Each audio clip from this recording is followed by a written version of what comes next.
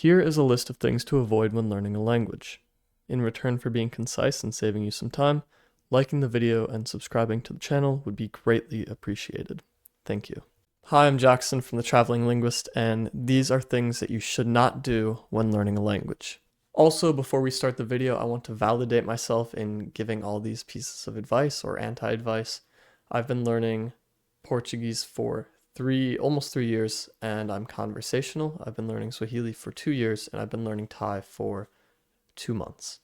So I have a lot of experience under my belt, and hopefully I can use that knowledge to teach you guys something in this video today. So first of all, you're like, Duolingo, isn't that supposed to help you learn a language?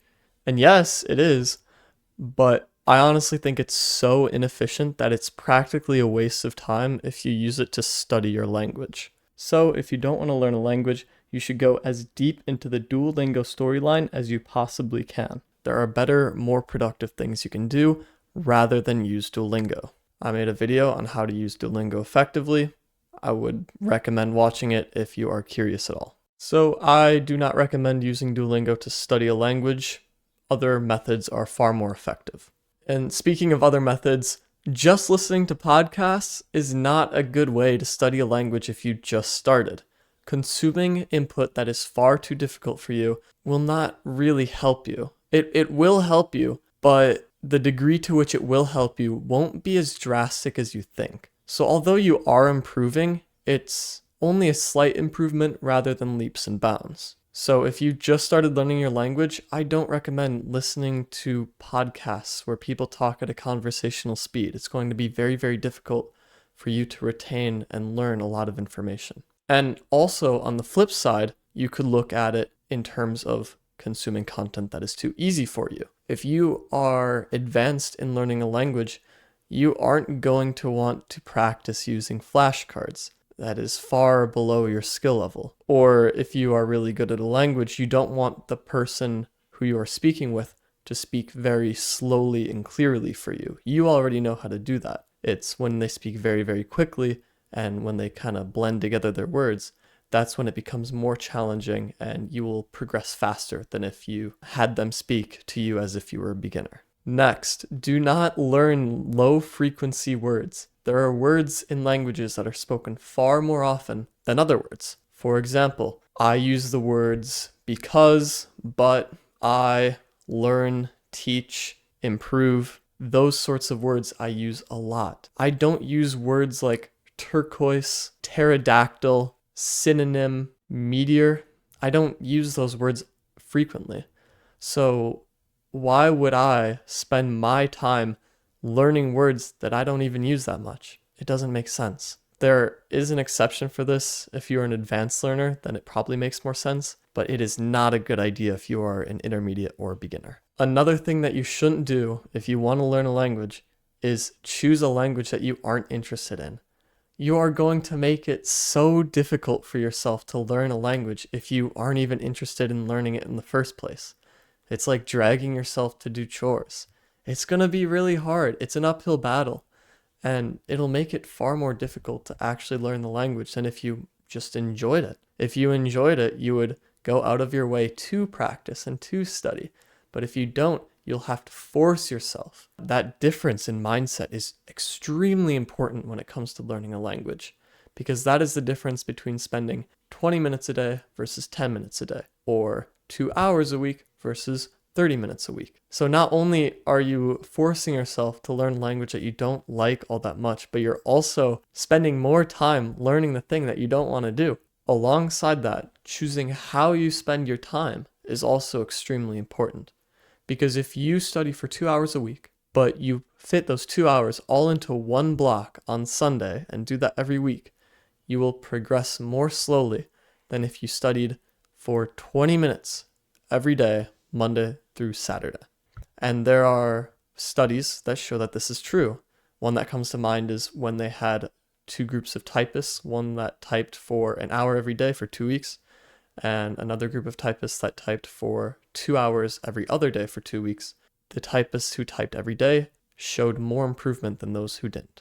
And the same goes for learning any sort of skill. So if you want to get better at learning a language, doing it for a little bit every single day is much better than doing it for a long period of time, once every week, or once every month, or once every 5 days. And what's nice about this is that it doesn't have to be the same thing every time.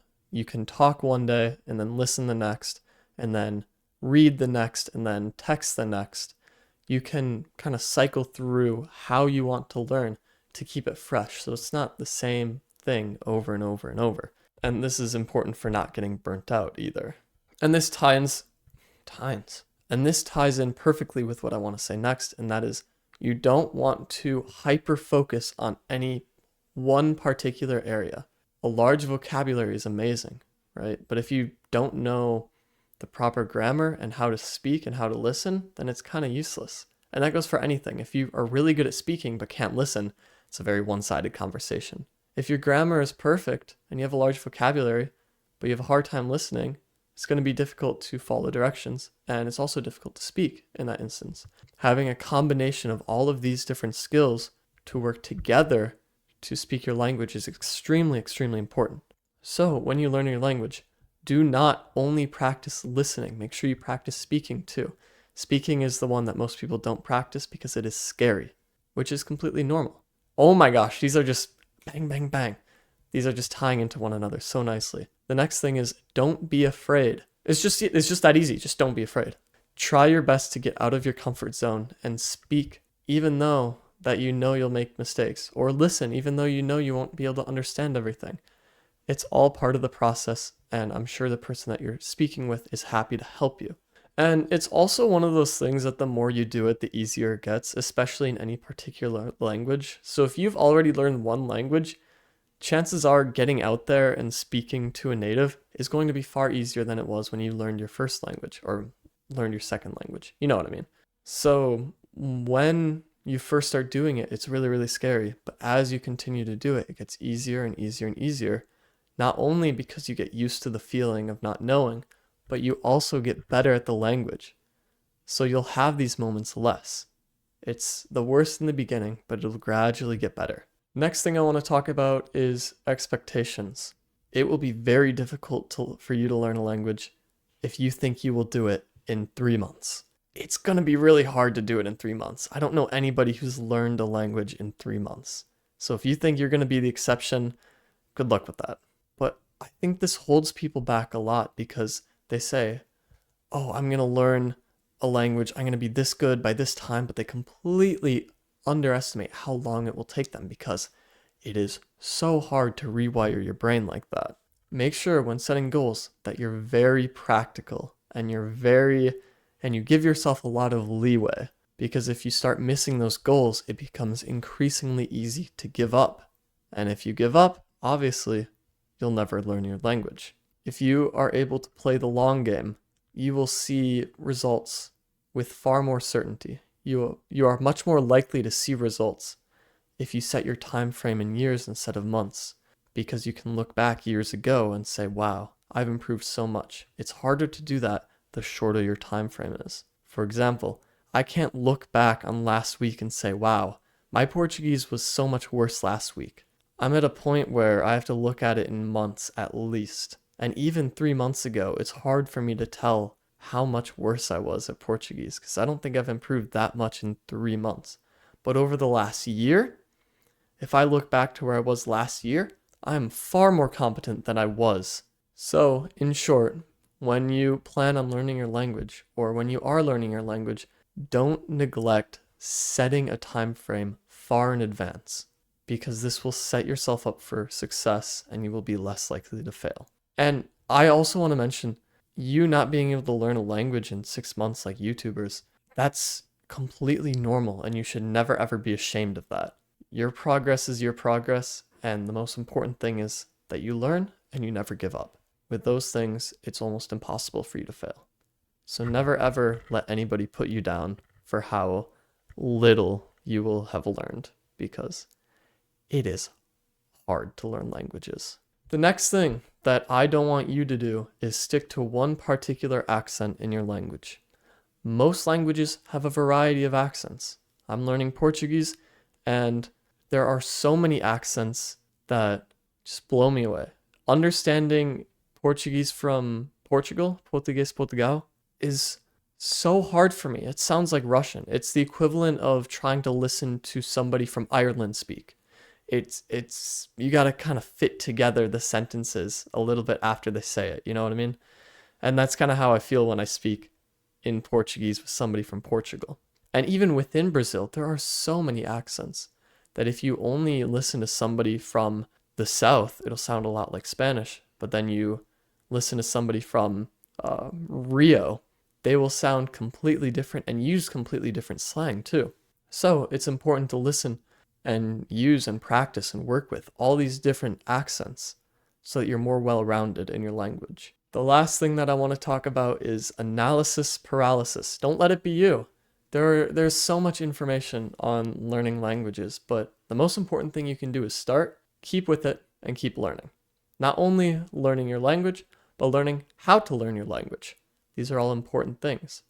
It's really important for you to strive to continue to improve your methods to learning a language. Your methods to learning a language don't have to be perfect right away.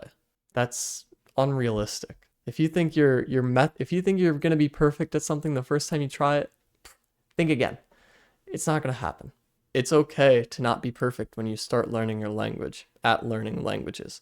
It's completely overwhelming, and once all the information hits you, you're going to forget everything you thought. You're going to forget everything you thought you knew. When all that information hits you, you're going to forget everything that you've been taught on how to learn language and just sit there like, what do I do? Because that's how it goes. Languages are completely overwhelming. So it's more important that you start rather than you start well. There's always time for improvement. I want to thank you guys for watching. I hope you learned something. Have a great day. Good luck learning your language. Ciao.